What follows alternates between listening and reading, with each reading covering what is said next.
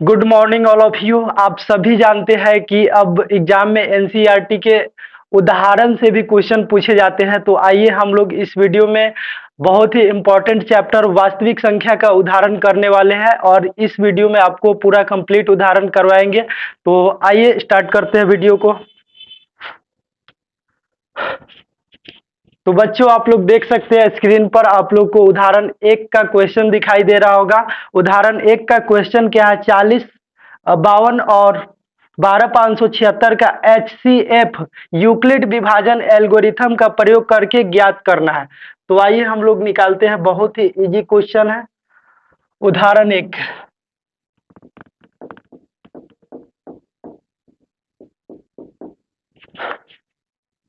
तो हमारा उदाहरण 1 है। बड़ी संख्या को a मान लेंगे। यहाँ पर a का मान दिया है 12,576 और b का मान दे दिया है यहाँ पर 40। b का मान दे दिया है 4052।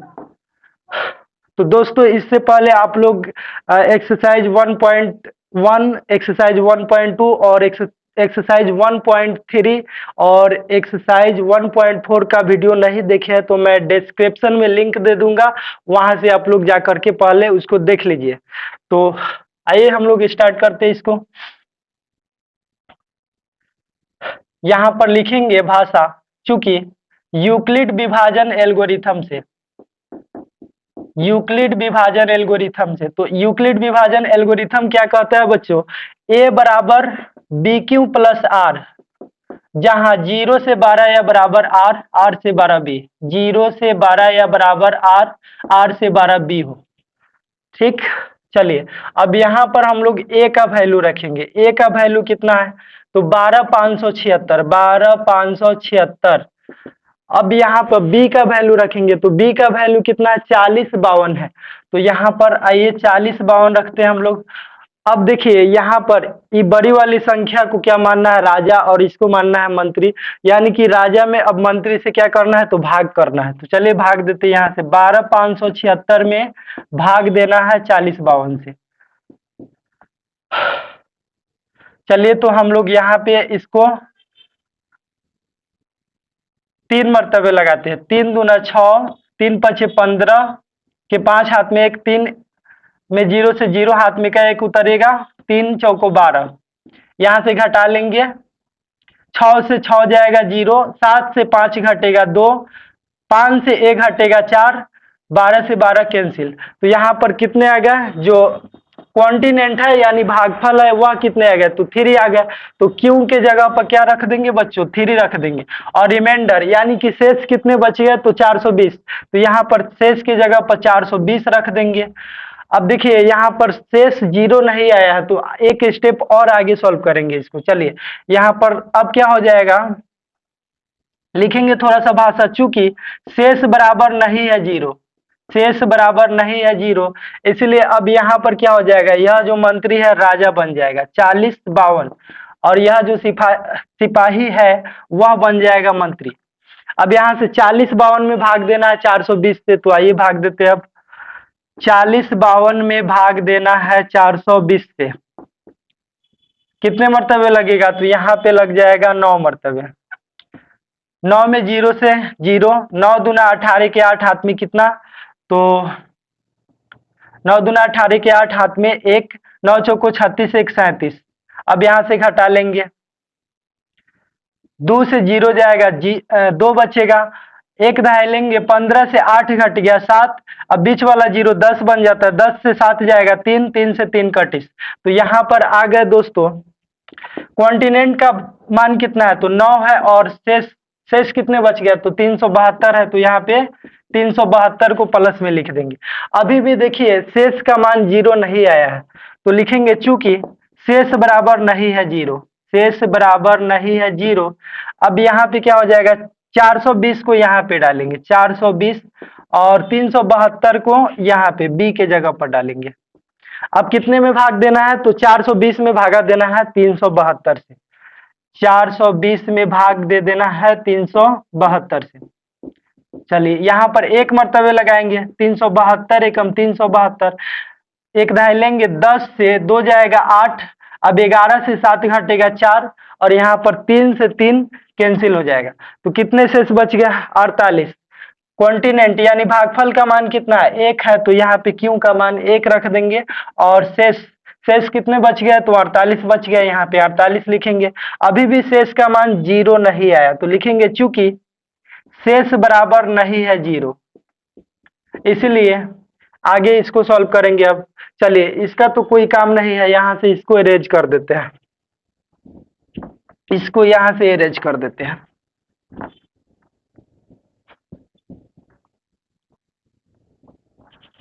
और यहां से बनाना शुरू करते हैं। देखिए यहां पर अब क्या हो जाएगा? 372 आ जाएगा एक ही जगह पर, 372 को यहाँ पे लिख देंगे, और 48 जो शेष है यहाँ पे आ जाएगा। तो अब कितने में कितने से भाग देना है? 372 में भाग देना है 48 से, 372 में भाग देना है 48 से। कितने मर्तबे लगाएंगे? तो यहाँ पर चलिए, यहाँ पे हम लोग लगा देते हैं 8 मर्तबे। 8 अठाई 64, 8 अठाई 64 के 4 हाथ में 6, 8 चौक को 32 और 6 38। तो यहाँ पर ज्यादा हो जा रहा है, तो यहाँ पे 7 मर्तबे लगाएंगे हम लोग।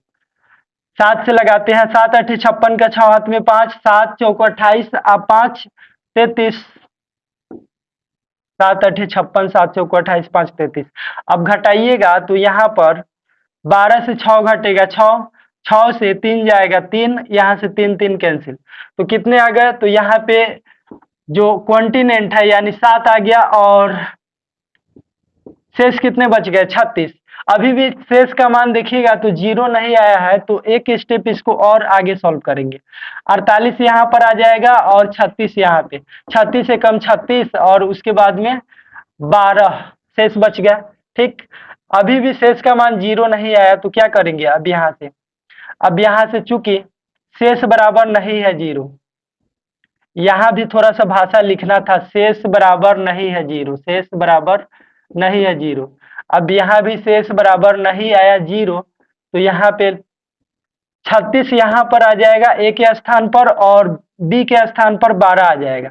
अब यहाँ से 12 तिहाई 36, अब यहाँ पर 12 तिहाई 36 आ गया, तो शेष कितने बच गए? 0, तो यहाँ पर लिखेंगे, इसीलिए अब इसको मिटा देते हैं, इसका कोई काम नहीं,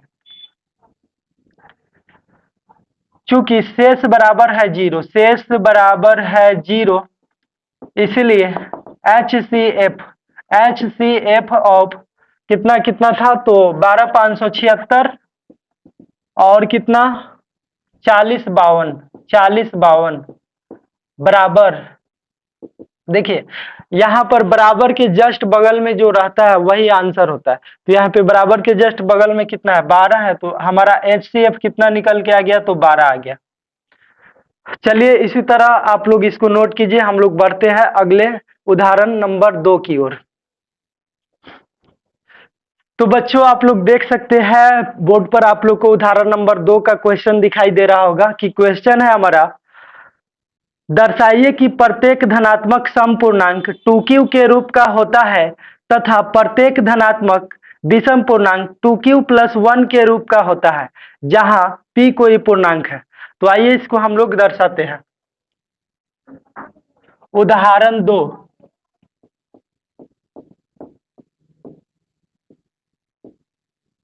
तो यहाँ पर थोड़ा सा भाषा लैंग्वेज वाला क्वेश्चन है, तो हम लोग को लैंग्वेज लिख कर ही सॉल्व करना पड़ेगा।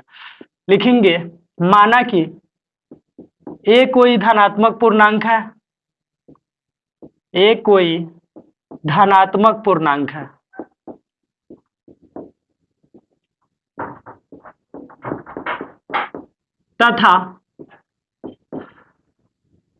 तथा b बराबर 2 माना। कितना मानेंगे? 2 माना। तो यहां से लिखेंगे, चूंकि यूक्लिड विभाजन एल्गोरिथम से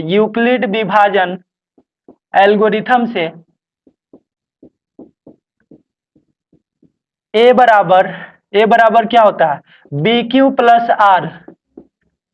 अब यहाँ पे R का जो वैल्यू है वह रखेंगे। देखिए R बराबर हो जाएगा, यहाँ पर 2 है तो एक ठो कम ही रखेंगे, यानी 0 1 रखेंगे। अगर यहाँ पे 4 रहता तो 3 तक रखते। 0 1 2 3, एक ठो कम रखना है। ओके, तो चलिए यहाँ पर 2 है तो हम लोग 0 1 यानी 2 से 1 कम रख लिए। अब यहाँ पे लिखेंगे जब r बराबर 0 हो तो a बराबर हो जाएगा 2q, 2q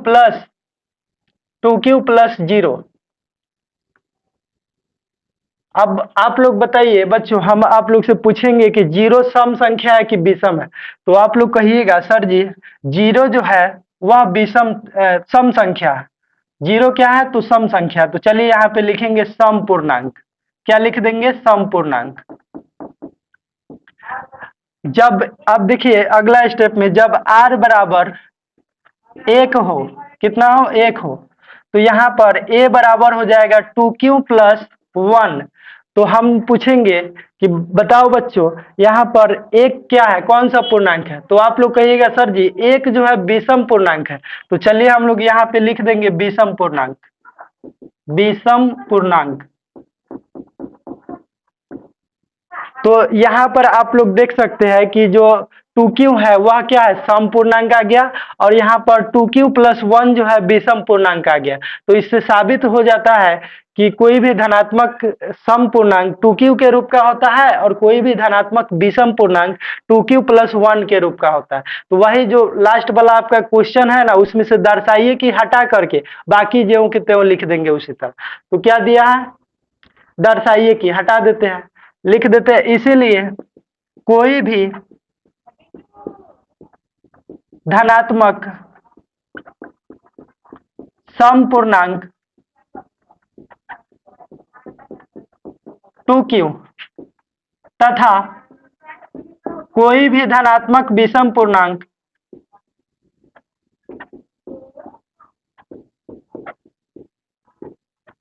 विषम पूर्णांक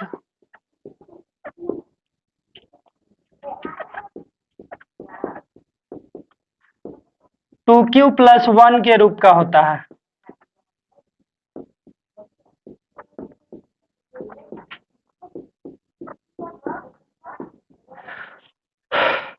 तो आई होप कि इसे आप लोग समझे होंगे। चलिए बच्चों हम लोग इसी तरह तीसरे नंबर क्वेश्चन की ओर बढ़ते हैं। आप लोग जल्दी से इसको नोट कर लीजिए। तो बच्चों आप लोग यहाँ पे उदाहरण नंबर 3 को देख सकते हैं, स्क्रीन पर दिखाई दे रहा होगा कि क्वेश्चन है हमारा, दर्शाइए कि एक धनात्मक विषम पूर्णांक 4q प्लस 1 या 4q प्लस 3 का रूप का होता है जहां q कोई पूर्णांक है। तो आइए इसको हम लोग सॉल्व करते हैं। उदाहरण 3,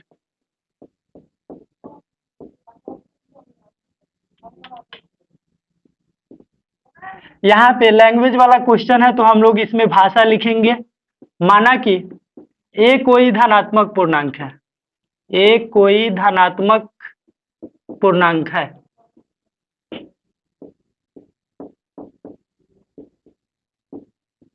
तथा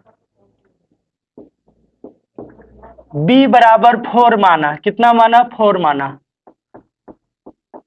अब यहाँ पे थोड़ा सा भाषा लिखेंगे। यूक्लिड विभाजन एल्गोरिथम से, यूक्लिड विभाजन एल्गोरिथम से a बराबर bq प्लस r, जहां अब देखिए यहाँ पे r का वैल्यू रखना है। तो r का वैल्यू यहाँ पे क्या हो जाए? यहाँ पर 4 है तो इससे थोड़ा सा कम लेना है, एक ठो कम लेना है। तो चलिए यहाँ पे लिखेंगे 0 1 2 3। अगर यहाँ पे 5 रहता तो हम लोग एक कम लेते यानी 4 तक, 0 1 2 3 4। लेकिन यहाँ पर 4 है तो हम लोग 3 तक लेंगे, एक ठो कम, 0 1 2 3। ओके, तो चलिए अब यहाँ से लिखेंगे जब r बराबर 0 हो, a बराबर हो जाएगा 4q प्लस 0। तो हम पूछेंगे बच्चों बताओ 0 कौन सा संख्या है? तो आप लोग कहिएगा सर जी 0 जो है सम संख्या है। तो यहाँ पे क्या लिखा जाएगा? सम पूर्णांक। क्या लिखा जाएगा? सम पूर्णांक। अब यहाँ पे जब r बराबर, हम लोग बारी बारी से सभी मानों को रखेंगे। 0 रख दिए, अब क्या रखेंगे? 1 रखेंगे। तो जब r बराबर 1 हो, a बराबर क्या हो जाएगा? 4q plus 1। तो बताइए यहाँ पर 1 कौन सी संख्या है? तो आप लोग कहिएगा कि यह जो है विषम पूर्णांक है। तो चलिए यहाँ पे विषम पूर्णांक लिख देते हैं, विषम पूर्णांक। अब इसी तरह हम लोग 1 रखे थे, अब कितना रखेंगे? तो 2 रखेंगे। तो चलिए 2 रखते हैं। जब r बराबर 2 हो, जब r बराबर कितना हो? 2 हो, तो a बराबर कितने हो जाएंगे? तो 4 क्यों प्लस 2 हो जाएंगे। तो हम पूछेंगे बताओ बच्चों यहाँ पे 2 सम पूर्णांक है कि विषम पूर्णांक है? तो आप लोग कहिएगा सर जी 2 जो है सम पूर्णांक है। तो चलिए यहाँ पे सम पूर्णांक लिख देते हैं,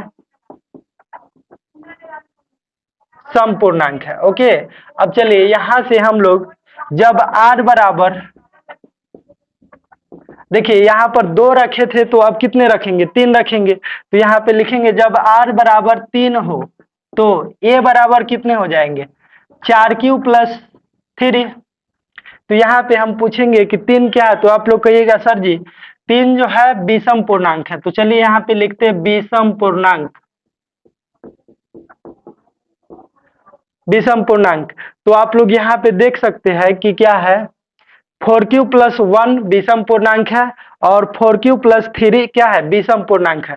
यही हम लोग को साबित करना था। तो आइए यहाँ पे इसका थोड़ा सा लैंग्वेज लिखेंगे। देखिए लैंग्वेज क्या लिखना है, जो क्वेश्चन है उसमें से दर्शाइए कि हटा के बाकी सब लिख देंगे। तो क्वेश्चन था दर्शाइए कि एक धनात्मक विषम पूर्णांक 4q प्लस 1 या 4q प्लस 3 के रूप का होता है। तो दर्शाइए कि हटा देंगे, लिखेंगे इसीलिए एक धनात्मक धनात्मक विषम पूर्णांक, विषम पूर्णांक 4q प्लस 1 या 4q प्लस 3 के रूप का होता है।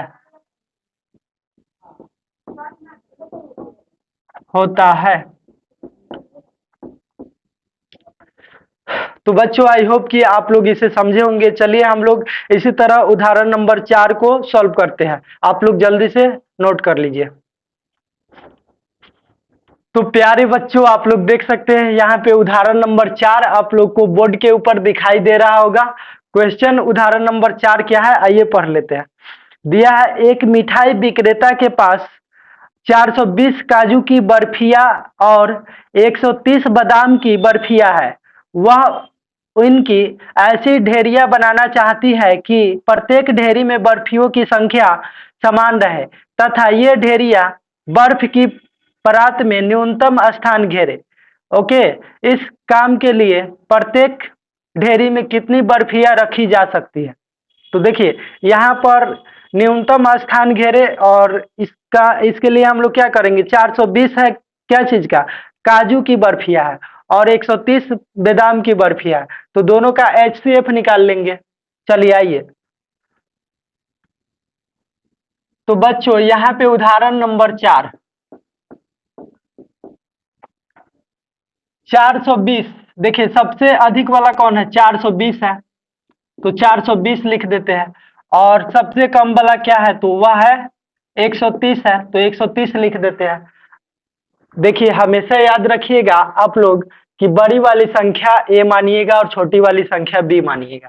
ओके, अब यहाँ पे लिखेंगे चूंकि यूक्लिड विभाजन एल्गोरिथम क्या होता है बच्चों? यूक्लिड विभाजन एल्गोरिथम क्या होता है? तो आप लोग कहिएगा सर जी यूक्लिड विभाजन एल्गोरिथम होता है ए बराबर बी क्यू प्लस आर, जहां 0 से 12 या बराबर आर, 0 से 12 या बराबर आर और आर से 12 क्या हो जाएगा?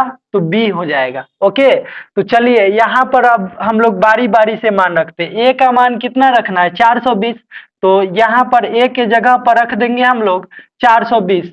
अब बी के मान देखिए तो 130 है, तो यहाँ पर बी के मान रख देंगे 130। ओके, और यहाँ पर अब क्या करना है? यह देखिए राजा मंत्री का खेल है, जिससे 420 राजा हो गया, 130 मंत्री हो गया।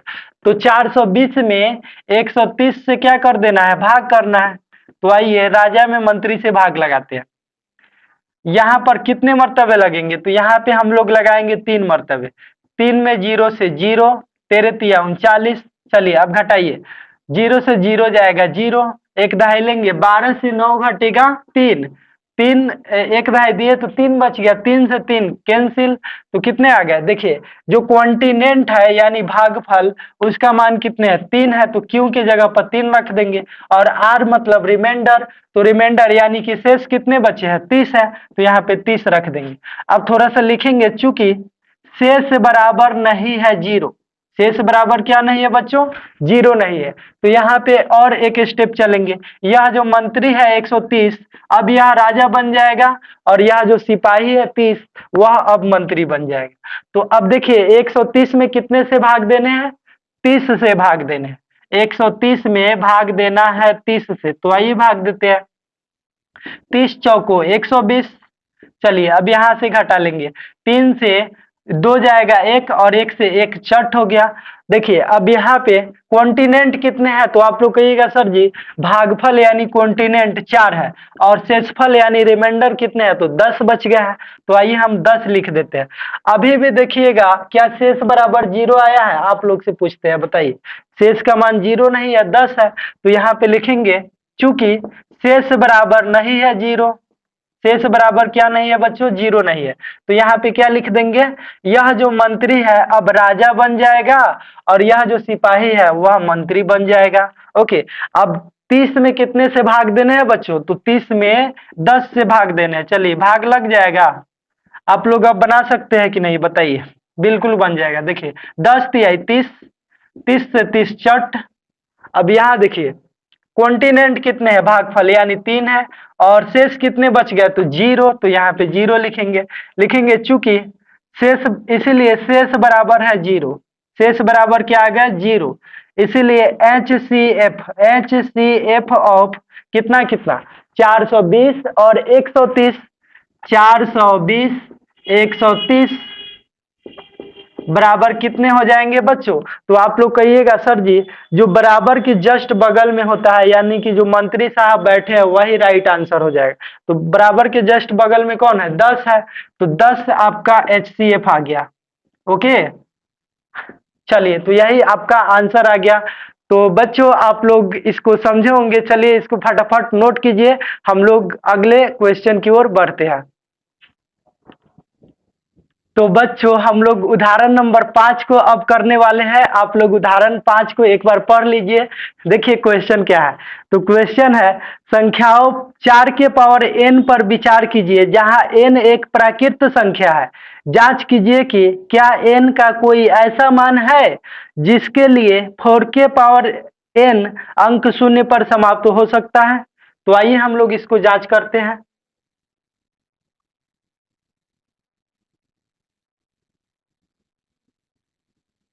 तो यहाँ पर दिया है, देखिए यह उदाहरण 5 है, बहुत ही छोटा सा क्वेश्चन है, बहुआ वाला क्वेश्चन है, कोई भी बना देगा। चलिए तो यहाँ पर दिया है 4 के पावर n, 4 के पावर n, अब इसको बच्चों हम लोग लिख सकते हैं, देखिए 2 गुना 2 के पावर n, अब यहाँ पर देखिएगा तो यह क्या है 2 के पावर क्या आ गया 2 आ गया, और इसके सभी पर पावर क्या है n है, तो इसका अभाज्य गुणनखंड जब हम किए हैं बच्चों, चलिए इसको नहीं लिखते हैं, यहाँ पर देखिए इसका जो अभाज्य 4 का अभाज्य गुणनखंड किए हैं, तो यहाँ पर देखिए केवल 2 शामिल है, क्या शामिल है 2 शामिल है, यानी कि 5 इसमें शामिल नहीं है, तो लिखेंगे चूंकि 4 के पावर n के अभाज्य गुणनखंड, अभाज्य गुणनखंड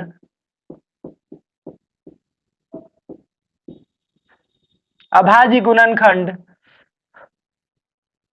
2 के पावर n m 2 के पावर m गुना 5 के पावर n के रूप का नहीं है, रूप का नहीं है, इसीलिए 4 के पावर n अंक शून्य पर समाप्त नहीं होगा, शून्य पर समाप्त नहीं होगा।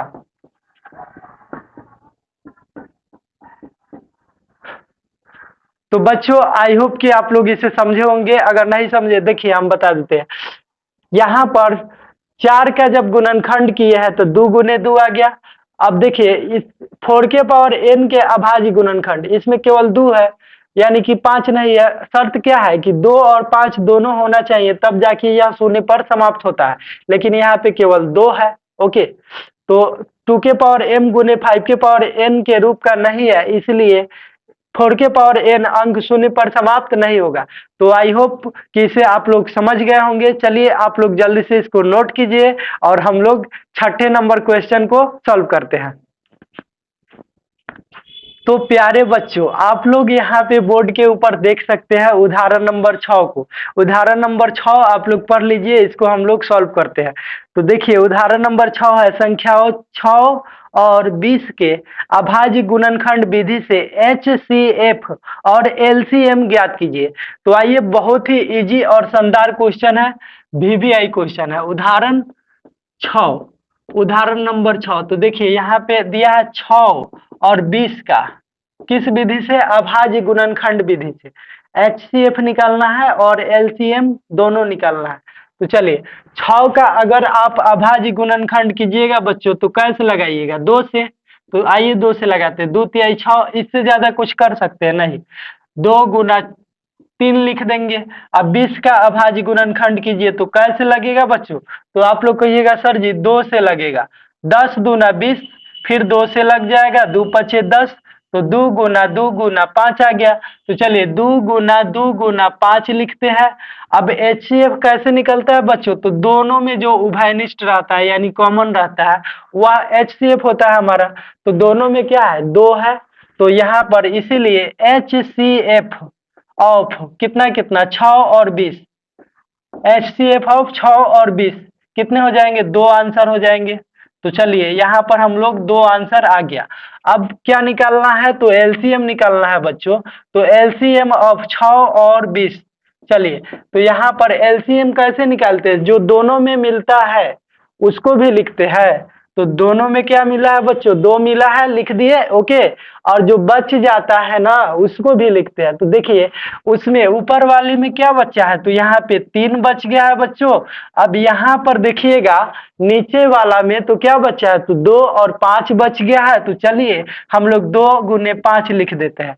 ओके, आप लोग को समझ में आ रहा होगा। तो चलिए यहाँ पर देखते हैं, सबको गुना करना है। तो 2 तिहाई कितने हो जाएंगे बच्चों? तो 6 हो जाएंगे। 6 दूना 12 और 12 पचे कितने होते हैं? तो 60 होते हैं। तो चलिए यहाँ पे 60 हम लोग लिख लेते हैं। तो यही आंसर हो गया प्यारे बच्चों। तो आई होप कि आप लोग इसको समझ गए होंगे। चलिए फटाफट से आप लोग नोट कीजिए इसको और हम लोग अगले प्रश्न की ओर बढ़ते हैं। तो प्यारे बच्चों, आप लोग देख सकते हैं 7वां नंबर उदाहरण स्क्रीन पर आप लोग को दिखाई दे रहा होगा। क्वेश्चन क्या है बच्चों? तो आइए पढ़ लेते हैं। क्वेश्चन है, अभाज्य गुणनखंड विधि द्वारा 96 और 404 का HCF ज्ञात कीजिए और फिर LCM भी इसका ज्ञात कीजिए। तो आइए हम लोग इसको बना लेते हैं। उदाहरण नंबर 7, उदाहरण नंबर 7। तो देखिए उदाहरण 7 जो है इस तरह से है। पहला कितना दिया है? तो एक ठो दे दिया है आपका 96 और दूसरा दे दिया है 404। तो चलिए इसका अभाज्य गुणनखंड करते हैं प्यारे बच्चों। 96 में कितने से लग जाएगा? तो आप लोग कहिएगा सर जी 2 से लगाइए। तो 96 के आधा 48 होता है ना। चलिए अब फिर 2 से लगेगा। 48 के आधा 24 और 24 के आधा कितने हो जाएंगे बच्चों? 12। फिर 2 से लग जाएगा 6 और 6 के आधा कितने हो जाएंगे? 3। इससे ज्यादा नहीं लगा सकते हैं। तो आइए देखिए कि 2 कै बार है? 2 2 4 1 5 बार। 2 जो है 5 बार है। 2 गुना 2 गुना 2 गुना 2 गुना 4 बार हो गया और 1 5 बार, और यहाँ से 3 1 बार है। चलिए लिख दिए। अब बच्चों यहाँ पर 404 का गुणनखंड करेंगे। तो चलिए कर लेते हैं। 404 कितने से लगाएंगे? तो 2 से लगेगा। 404 के आधा कितने हो जाएंगे? तो 202 हो जाएंगे। और 202 के आधा कितने हो जाएंगे? तो आप लोग कहिएगा सर जी 101 हो जाएगा। और यहाँ इससे ज्यादा तो लगेगा नहीं। लगेगा क्या? नहीं लगेगा। तो चलिए यहाँ से हम लोग इसको आगे लिखते हैं। 2 कै बार है बच्चों? तो 2 बार है और 101 1 बार है। तो यहाँ पर कॉमन क्या है, तो 2 का जोड़ा मिल गया और इस 2 का भी मिल गया। चलिए, और बाकी सब जो नहीं मिला उसको छोड़ देंगे। इसीलिए एच सी एफ ऑफ कितना कितना, तो 96 और 404, 96 और 404 बराबर कितने आ जाएंगे। तो देखिए, एक बार मिला और यहाँ पर एक बार मिला, 2 बार मिला, जितने बार मिलते हैं उतना बार लिखते हैं। तो चलिए, 2 दूना 4, एचसीएफ का आंसर कितने आ गया बच्चों, तो 4 आ गया। ओके, अब यहाँ से एचसीएफ पता है, तो चलिए एलसीएम निकाल लेते हैं। आप लोग एक फार्मूला जानते होंगे बच्चों, चूंकि पहली संख्या गुने दूसरी संख्या बराबर होता है एचसीएफ गुने एलसीएम, होता है ना। चलिए, तो यहाँ पर और पहली संख्या के मान कितना है, तो 96 है और दूसरी संख्या 404 है। तो चलिए, पहली संख्या 96 है और दूसरी संख्या 404 रख लेते हैं, बराबर एचसीएफ। तो एचसीएफ का मान कितना है, 4 निकाले हैं। देखिए, एचसीएफ का मान 4 है, तो प्यारे बच्चों यहाँ पर 4 रख देंगे। चलिए, अब यहाँ से एलसीएम, एलसीएम तो निकालना है, तो यहाँ पर एलसीएम लिख देते हैं। अब देखिएगा, तो यहाँ पर क्या कर देंगे, उधर 4 गुना में है, बराबर के इस पर आ जाएगा बट्टा में, तो 96 गुना 404 और बट्टा में हो जाएगा 4। अब यहाँ देखिए एलसीएम क्या बच गया, एलसीएम तो कटेगा 4 एकम 4, इसको 4 से काट देंगे, 4 दहाई के कितने हो जाएंगे 40, 4 एकम 4। तो यहाँ पर प्यारे बच्चों, यहाँ पर आ गया एलसीएम का मान। चलिए यहाँ पे लिख देते हैं हम लोग, एलसीएम का मान आ गया, एलसीएम ऑफ कितना, एलसीएम ऑफ कितना, देखिए 96 404 का मान कितने आ जाएंगे। देखिए, एक 96 गुने 101 है, तो आइए 96 में 101 से गुना करते हैं, 96 एकम 96, 96 एकम 96 और 96 एकम 96, आप लोग गुना कर लीजिएगा 96 में 101 से, तो 96 96 आंसर आ जाएगा। यह आपका राइट आंसर हो गया बच्चों। तो बच्चों जल्दी से आप लोग इसको नोट कीजिए। इसी तरह हम लोग बढ़ते हैं अगले क्वेश्चन की ओर। तो बच्चों आप लोग यहाँ पे बोर्ड पर अगला क्वेश्चन जो है हमारा उदाहरण का 8 नंबर उदाहरण आप लोग देख सकते हैं। तो आइए हम लोग उदाहरण को पढ़ लेते हैं। उदाहरण है हमारा संख्या 6, 72 और 120 का अभाज्य गुणनखंड विधि द्वारा एचसीएफ और एलसीएम ज्ञात करें। तो आइए बच्चों, बहुत ही इजी, एकदम हलवा की तरह क्वेश्चन है, हलवा क्वेश्चन है। तो आइए हम लोग इसको हलवा बनाते हैं। उदाहरण नंबर 8, उदाहरण नंबर 8। तो देखिए, पहला दिया है 6, दूसरे का दिया है, दूसरे का कितना दिया है बच्चों, तो वह दिया है 72, दूसरे का दिया है 72 और तीसरा दिया है 120। तो आइए इसको हम लोग अब सॉल्व कर लेते हैं। चलिए, तो 6 का गुणनखंड कीजिएगा बच्चों, तो वह क्या आ जाएगा, 2 तिहाई 6 आ जाएगा। ओके, और 72 का गुणनखंड कीजिएगा, तो चलिए कर लेते हैं। 72 में कैसे लगेगा, तो आप लोग कहिएगा सर जी 2 से लगेगा। 72 के आधा कितने हो जाते हैं, तो 36 हो जाते हैं। ओके, और फिर 2 से लगेगा, 36 के आधा कितने हो जाएंगे बच्चों, तो 18 हो जाएंगे। ठीक, और 18 में फिर 2 से लगाएंगे तो 9 हो जाएगा इसका आधा। अब क्या 2 से लगेंगे बच्चों, आप लोग बताइए 2 से लगेगा कि 3 से लगेगा। तो आप लोग कहिएगा बच्चों कि सर जी यहाँ पर 3 से लगाइए। तो चलिए 3 तिहाई 9 हो गया, अब इससे ज्यादा नहीं लगा सकते हैं। ओके, तो यहाँ पे देखिए 2 कै बार है, 3 बार, और 3 2 बार। तो चलिए लिखते हैं 2 गुना 2 गुना 2 और 3 गुना 3, 3 को 2 बार लिख दिए, 2 को 3 बार लिख दिए। अब चलिए 120 का गुणनखंड करेंगे बच्चों, तो देखिए 120 में कितने से लगा देंगे, तो 2 से लगा देंगे। चलिए 2 से लगाते हैं। 120 के आधा कितने होते हैं, तो 60 हो जाते हैं। ओके, और 2 से लगाएंगे फिर से, तो 60 के आधा कितने हो जाएंगे, 30 हो जाएंगे। ओके बच्चों, अब आगे देखिए 30 के आधा कितने होते हैं, 15। अब बच्चों आप लोग बताइए अब कितना से लगेगा, तो आप लोग कहिएगा सर जी यहाँ 3 से लग जाएगा, 3 पचे 15। ओके, तो 2 कै बार है, 3 बार, और 3 एक बार, 5 एक बार। तो चलिए लिखते हैं 2 गुना 2 गुना 2 और 3 कितने बार है, तो 1 बार है, और 5 एक बार है। ओके, तो यहाँ से अब इसका कॉमन देखेंगे, तो इसमें देखिएगा बच्चों, तो इसमें कितने हैं, इसमें देखिएगा तो 2 कॉमन है। ओके, और देखिए इसमें तीन देखते हैं, तीन यहाँ से इसमें भी है, इसमें भी है और इसमें भी है। ठीक है बच्चों, तो यहाँ पे देखिएगा तो दो तीनों में है और तीन तीनों में है। ओके, तो यहाँ से एच सी एफ ऑफ कितना 672 120 बराबर कितने आ जाएंगे? तो आप लोग कहिएगा सर जी जो तीनों में कॉमन मिलता है वही आंसर हो जाता है। तो इसमें दो मिला है और क्या मिल गया है? तीन मिल गया है। तो तीन दूना 6, यहाँ पे आपका क्या आ गया प्यारे बच्चों? तो यहाँ पे एच सी एफ का मान आ गया।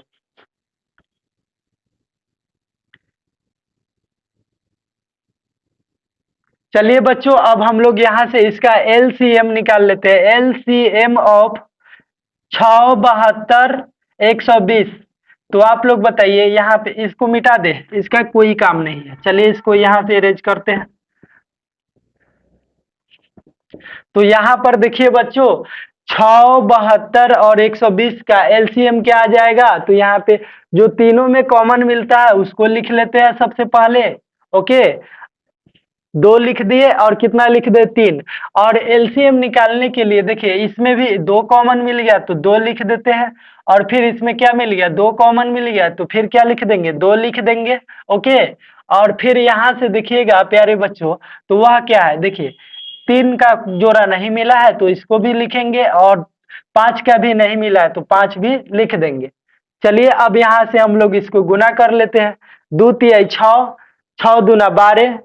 देखिए 12 ही सिंपल है। इसमें सबसे पहले आपको क्या करना है? एलसीएम में तीनों में जो मिला उसको लिख दिए दो, और यहाँ पे तीन मिला, तीनों में तीन लिख दिए। ओके, और इस दोनों में मिल रहा है दो दो, तो दो दो लिख दिए। ठीक है, अब यहाँ पे देखिए तीन का नहीं मिला है इसको भी उतारेंगे, और पांच का नहीं मिला है इसको भी उतार लेंगे।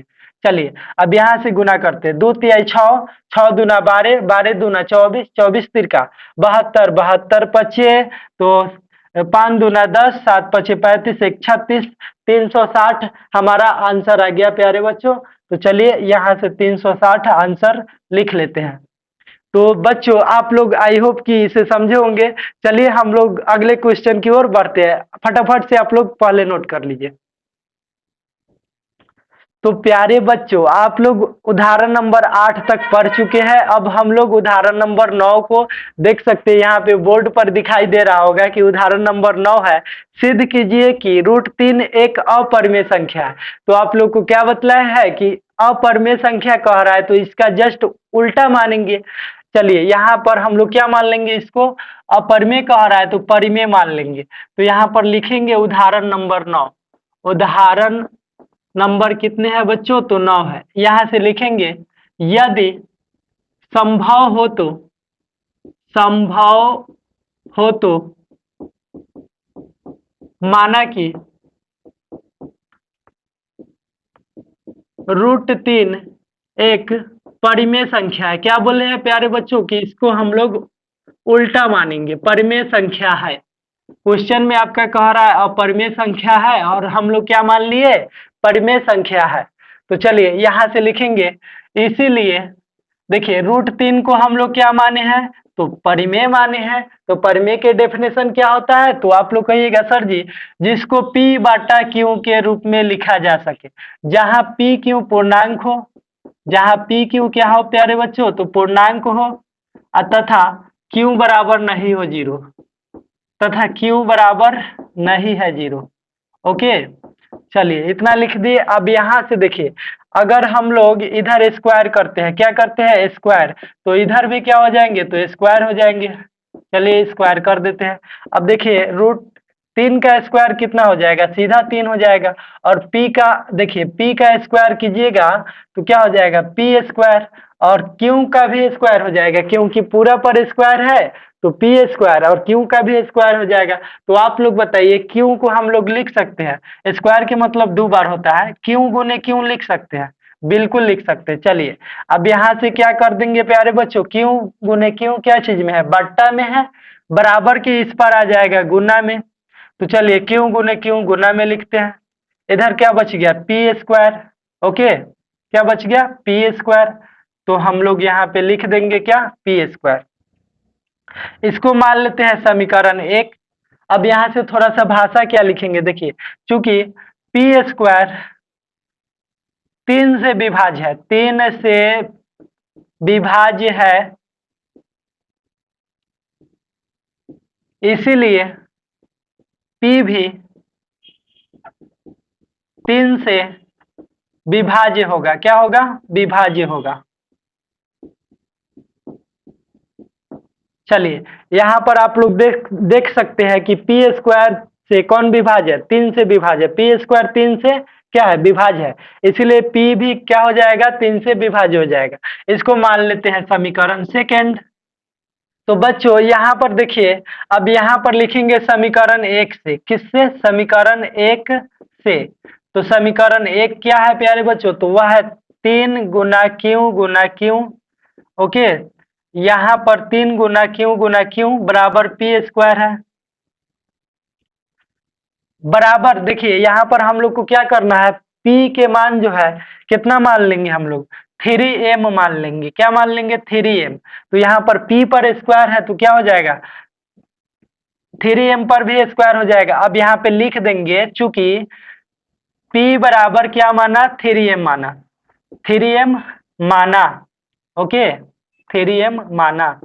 चलिए हम देखिए आप लोग को बता देते हैं, पी का मान हम लोग क्या माने हैं? 3m माने हैं। तो यहाँ पी स्क्वायर है तो पी के जगह पर क्या रख देंगे? 3m। और पी पर स्क्वायर है तो 3m पर भी क्या हो जाएगा बच्चों? तो स्क्वायर हो जाएगा। ओके, चलिए अब यहाँ से हम लोग इसको थोड़ा सा और सॉल्व करेंगे। देखिए यहाँ पर 3 है, क्यू में क्यू से गुना करेंगे क्या हो जाएगा? क्यू स्क्वायर हो जाएगा। और यहाँ पर 3m है, 3m कै बार है? 2 बार। इसको हटा देते हैं, पी स्क्वायर के ना मानवा है 3m, तो पी स्क्वायर हटा देते हैं, 3m रख देते हैं। 3m कै बार? 2 बार। चलिए तो 3m 2 बार लिख दिए। 3 से 3 कट गया। कट गया कि नहीं? चलिए कट गया। अब यहाँ से हम लोग यहाँ पे इसको सॉल्व करेंगे क्योंकि नीचा दिखाई नहीं देगा आप लोग को। तो यहाँ पर देखिए प्यारे बच्चों कि क्यू स्क्वायर बराबर है, क्यू स्क्वायर बराबर है 3 गुना m। तो यहाँ पर लिखेंगे 3 गुना m।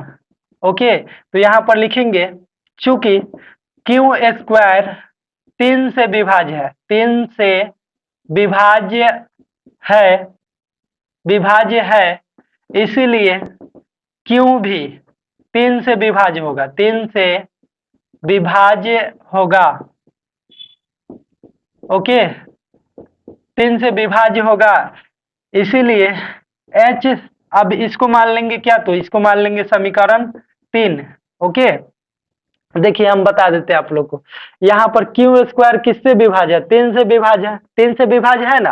तो यहाँ पर क्यू स्क्वायर 3 से विभाज्य है, इसलिए क्यू भी 3 से विभाज्य होगा, समीकरण 3। अब यहाँ पर लिखेंगे समीकरण 2 और समीकरण 3 से। किससे? समीकरण 3 से।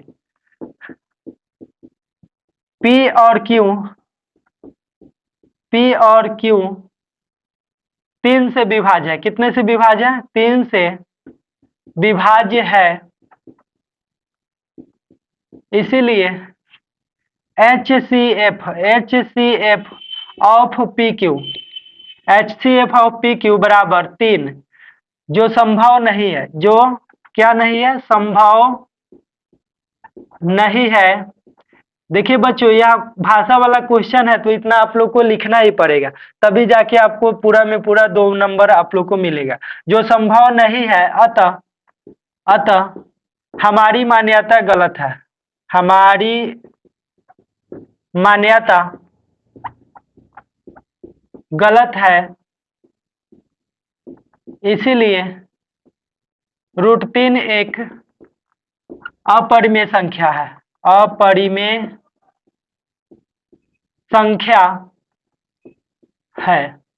तो चलिए इसको आप लोग एक बार जल्दी से नोट कर लीजिए और इसको ज्यों के त्यों उसी तरह 3 बार 4 बार बना करके रट जाना है। चलिए हम लोग बढ़ते हैं अगले क्वेश्चन की ओर। तो बच्चों आप लोग को 10वां नंबर उदाहरण बोर्ड के ऊपर दिखाई दे रहा होगा कि 10 नंबर उदाहरण है। देखिए, दर्शाइए कि 5 माइनस रूट 3 एक अपरिमेय संख्या है। तो बड़ा ही इजी क्वेश्चन है, आइए हम लोग इसको सॉल्व कर लेते हैं। ये VBI क्वेश्चन है, 2 नंबर के आते हैं एग्जाम में। तो चलिए उदाहरण नंबर 10, उदाहरण नंबर 10 को हम लोग बना लेते हैं। देखिए यहाँ पे उल्टा मानते हैं हम लोग, क्या मानते हैं? उल्टा। यदि संभव हो तो, भाषा वाला क्वेश्चन है, भाषा लिखेंगे हम लोग। संभव हो तो माना कि, माना कि रूट कितना है? तो वह है हमारा 5 माइनस रूट 3। 5 माइनस रूट 3 एक परिमेय संख्या है। क्या मान लेंगे? परिमेय संख्या है। इसीलिए अब देखिए बच्चों, 5 माइनस रूट 3 को हम लोग क्या माने हैं? तो परिमेय संख्या माने हैं। तो हम पूछेंगे कि बताइए परिमेय संख्या के डेफिनेशन क्या होता है? तो आप लोग कहिएगा बच्चों, जिसको P बटा Q के रूप में लिखा जा सके। तो हम लोग 5 माइनस रूट 3 को परिमेय माने हैं, तो इसको बराबर कर देंगे P बटा Q के। जहाँ P Q क्या है? तो पूर्णांक है। जहाँ P Q क्या है प्यारे बच्चों? तो पूर्णांक है। P Q पूर्णांक है तथा तथा Q बराबर नहीं हो 0। Q बराबर नहीं हो 0, जो Q है यहाँ पे इसका मान 0 नहीं आना चाहिए। ओके, तो चलिए यहाँ से अब क्या कर देंगे, और रूट 3 को रोक लेंगे। 5 है प्लस में, बराबर के इस पर आ जाएंगे माइनस में।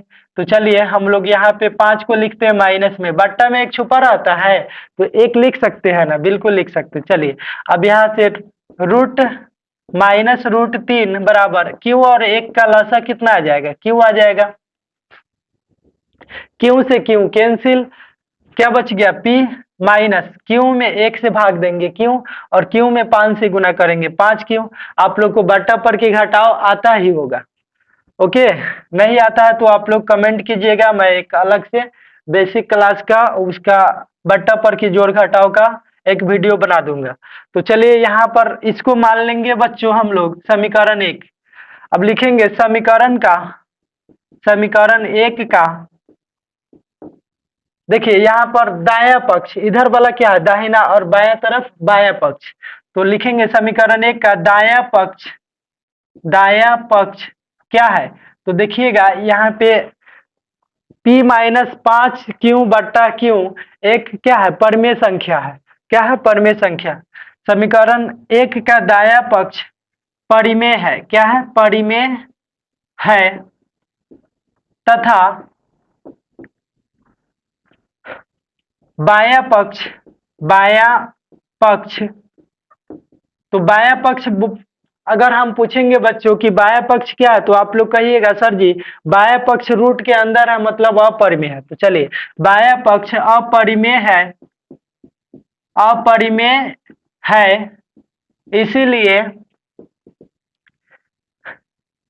इसीलिए यहां पर लिखेंगे जो संभव नहीं है। जो क्या है? संभव नहीं है। अतः हमारी मान्यता गलत है। हमारी मान्यता गलत है। इसीलिए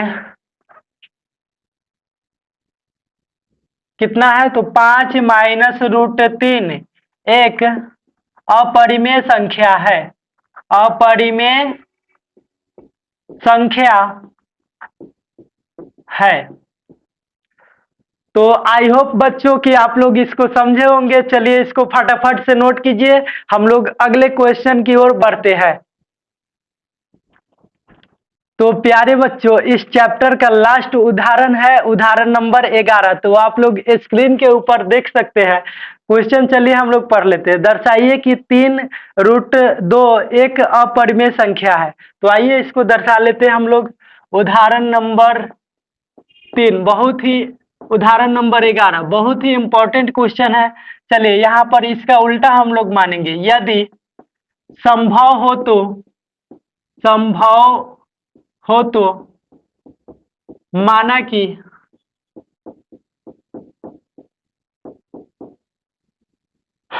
माना कि 3√2 एक परिमेय संख्या है।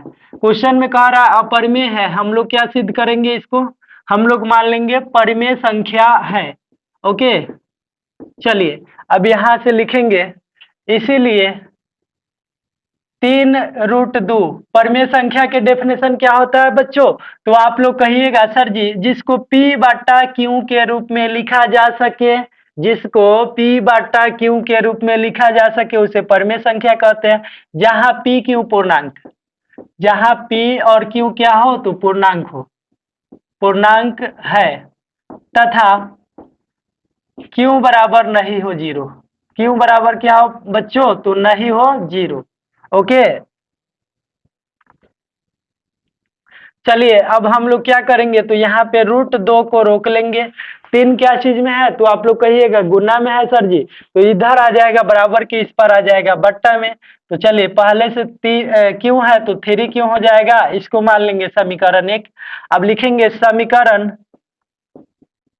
1 का दाया पक्ष, दाया मतलब इधर वाला, दाया पक्ष क्या है प्यारे बच्चों, तो वह P/Q के रूप का है, यानी कि परिमेय है। समीकरण 1 का दाया पक्ष परिमेय है, परिमेय संख्या है, और तथा बाया पक्ष, बाया पक्ष, बाया पक्ष देखिएगा तो इधर रूट वाला संख्या है, तो आप लोग से पूछते हैं कि बताइए रूट वाला संख्या क्या होता है, तो अपरिमेय होता है। तथा बाया पक्ष अपरिमेय है, अपरिमेय है, जो संभव नहीं है, जो संभव नहीं है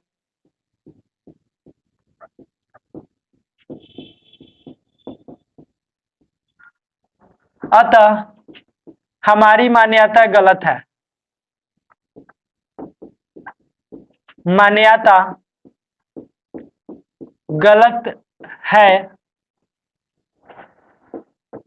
इसलिए 3√2 एक अपरिमेय संख्या है, संख्या है। सत्यापित, यही तो साबित करना था बच्चों। तो प्यारे बच्चों हम लोगों ने यहाँ पे सभी जो जितने भी क्वेश्चन है वास्तविक संख्या के कर लिए हैं, और इसका उदाहरण का क्वेश्चन भी कर लिए हैं। अब बच्चों हम लोग यहाँ से जो बहुपद चैप्टर है, 2 चैप्टर, उसका एक इंट्रोडक्शन वीडियो लेकर के आएंगे, और उसके बाद में यहाँ से हम लोग उसको 2.1 सॉल्व करेंगे, 2.2 और 2.3, इसी तरह प्रश्नावली बाई प्रश्नावली करके सॉल्व कर लेंगे। तो चलिए हम लोग मिलते हैं नेक्स्ट वीडियो में, तब तक के लिए जय हिंद।